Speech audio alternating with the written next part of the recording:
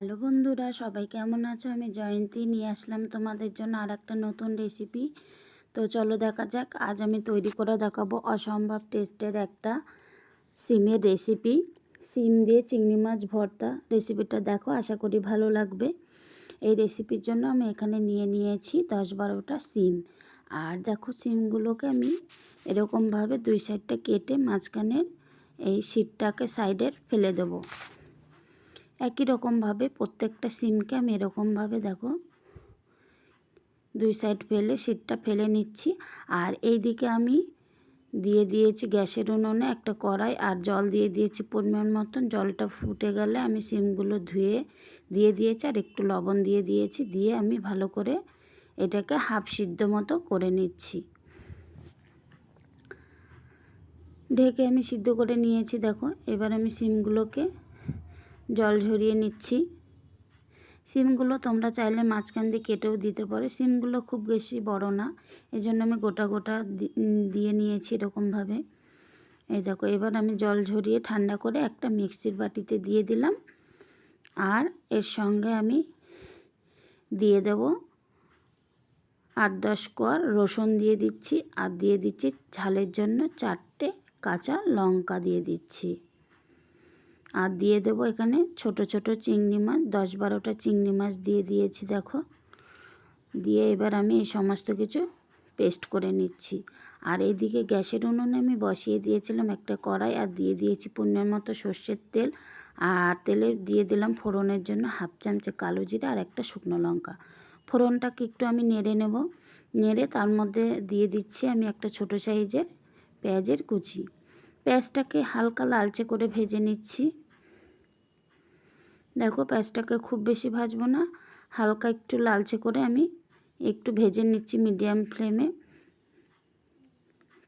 এই দেখো, পেঁয়াজটা একটু হালকা লালচে করে ভাজার পর আমি এর ভেতর দিয়ে দেব পেস্ট করে নেওয়া সিমের বাটাটা।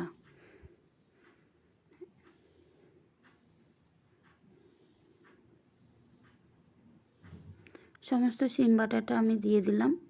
আর দিয়ে দিলাম এখানে স্বাদ মতন লবণ, আর দিয়ে দিলাম স্বাদ মতন হলুদের গুঁড়ো। দিয়ে এবার আমি এটাকে ভর্তাটাকে খুব বেশি আঁচে না, মিডিয়াম ফ্লেমে রেখে ক্রমাগত এরকমভাবে নেড়ে নেড়ে একদম জল শুকিয়ে একদম ভাজা ভাজা করে নেব। যখন দেখব কড়াইতে আর লাগছে না পুরোপুরি, তখন মনে করব যে সিম ভর্তাটা আমার পুরো রেডি।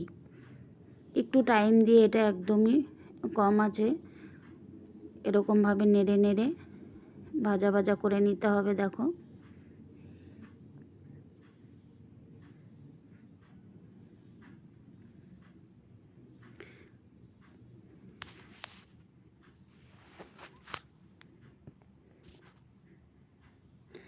আর আমি তারপর এখানে যখন দেখলাম ভাজা ভাজা হয়ে গেছে একদম নামানোর ঠিক আগের মুহূর্তে আমি একটু মিষ্টি দিয়ে দিলাম টেস্টের জন্য। দিয়ে আমি এটাকে 2 মিনিট মতো একটু নাড়াচাড়া করে আবারও আমি গ্যাসের ওভেন পুরোপুরি বন্ধ করে দিলাম।